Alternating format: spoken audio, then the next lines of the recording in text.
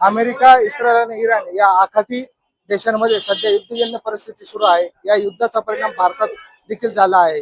या भारतात इंधन असेल, गॅस सिलेंडर असेल यावरती मोठा परिणाम झालेला आहे. सिलेंडर सध्या भेटत नसल्यामुळं नाशिकच्या येवल्यातील काही कारागिरांनी जुगाड तयार केलेला आहे. नेमकं काय जुगाड आहे हे आपण त्यांच्याशी बातचीत दरम्यान जाणून घेऊयात. आपल्या सोबत आहे कारागीर.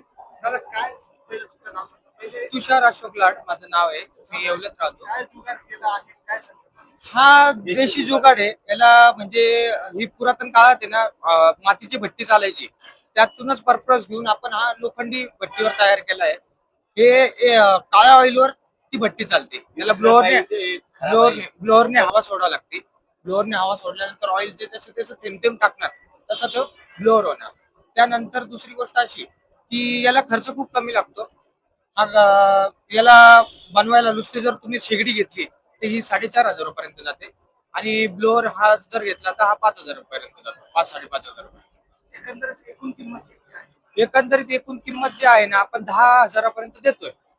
त्याला 10 मागणी आहे का सध्या? मागणी आहे. मला लांबून लांबून फोन येत आहेत. खूप लांबून लांबून लोक वेटिंगला थांबलेत माझ्याकडे. हो हो. तर एकूण सध्या तुम्ही जो जुगाड केलेला आहे त्या एका लिटरमध्ये किती शेगडी चालते आणि काय कसं ग्राहकांना पुरवठा? माझं नाव संतोष सोनवणे आहे आणि माझ्या मित्रांचे जुगाड लावलेलं आहे, योग्य आहे.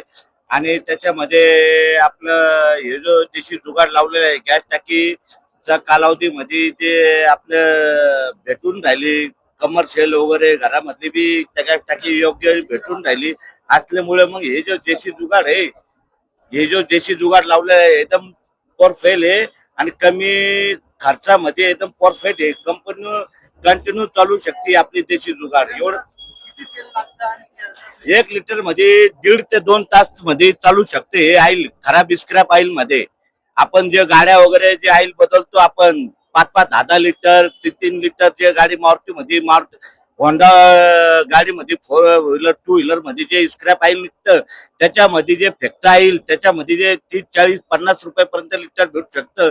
त्याच्यामध्ये हे जुगाड होऊ शकतं आणि एकदम फोरपेल आहे आणि ह्याच्यामध्ये एकदम योग्य मार्गदर्शनामध्ये इतकी भारी बनवलेली आहे.